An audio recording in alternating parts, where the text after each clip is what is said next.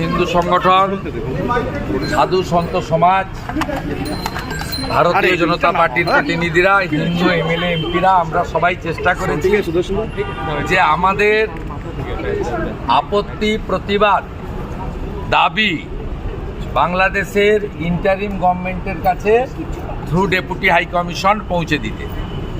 এরা যেভাবেই হোক আমাদেরকে সোমবার থেকে অ্যাভয়েড করেছেন এবং মমতা ব্যানার্জি তার পুলিশকে লেলিয়ে দিয়েছিলেন এখানে হিন্দুদের উপরে বেপরোয়া লাঠিচার্জ করতে। মঙ্গলবার দিন যে আক্রমণ পুলিশ করেছে, লজ্জা লাগে।